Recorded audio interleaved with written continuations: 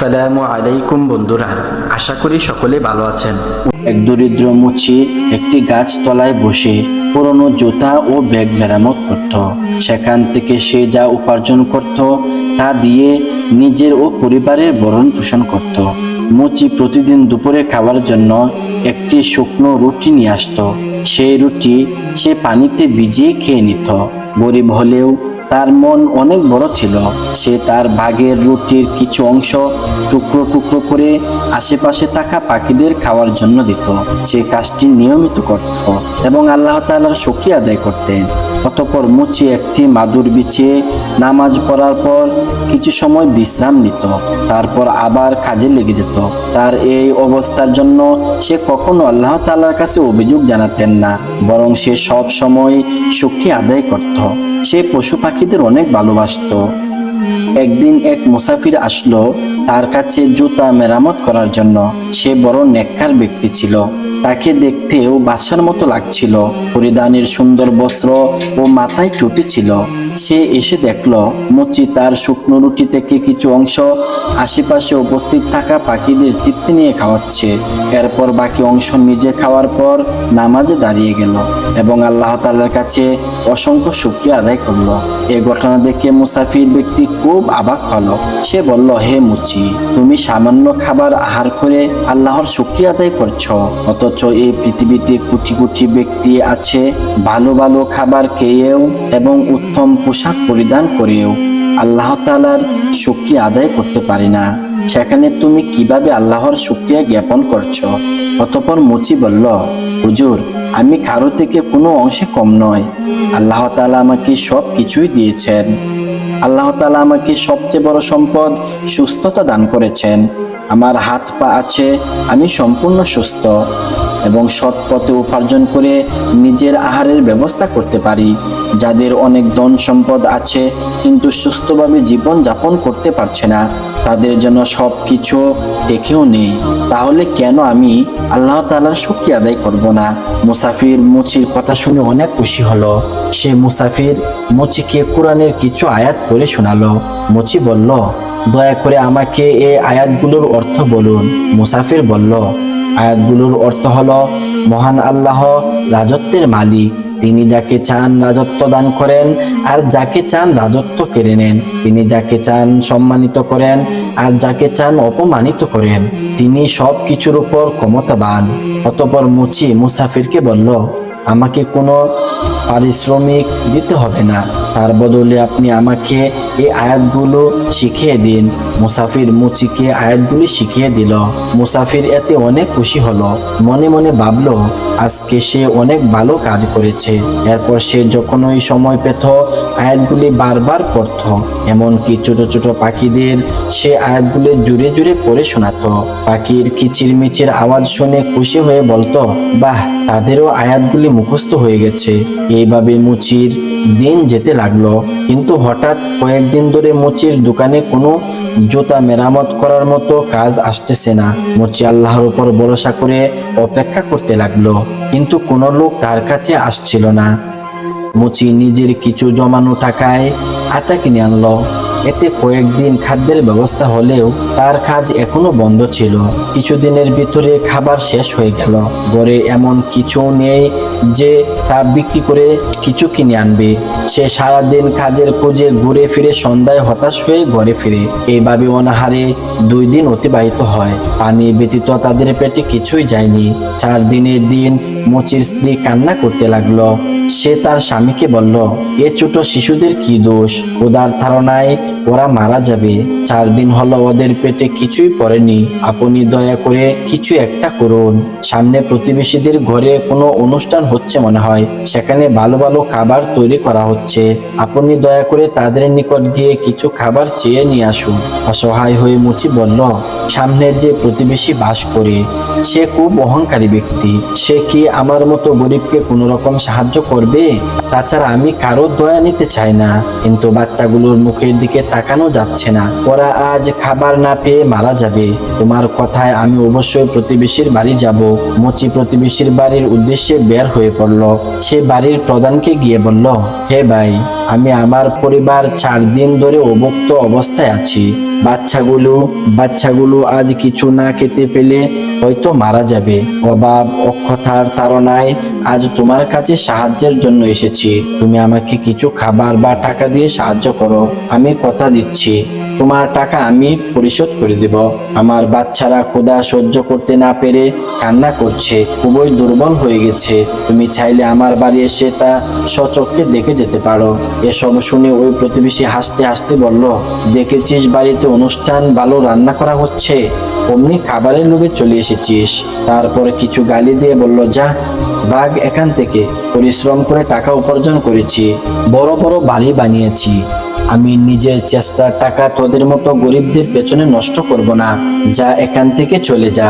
মুচি হতভম্ব হয়ে মূর্তির মতো দাঁড়িয়ে রইল। তার চোখ থেকে টপ টপ করে পানি পড়ছিল।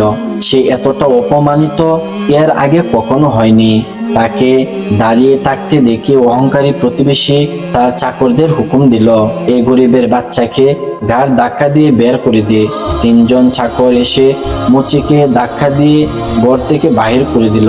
ক্ষুধার্ত মুচি এমনিতেই অনেক দুর্বল। ধাক্কাকে এসে একটি পাথরের সাথে মাথা আঘাত পেল। তার মাথা থেকে রক্ত ঝরতে লাগলো। মুচি অতি কষ্টে সে অবস্থা থেকে উঠে দাঁড়ালো। এ অবস্থায় সে তার স্বামী ও সন্তানদের মুখোমুখি হতে চায়নি। তার সন্তানরা তার অপেক্ষায় বসে রইল।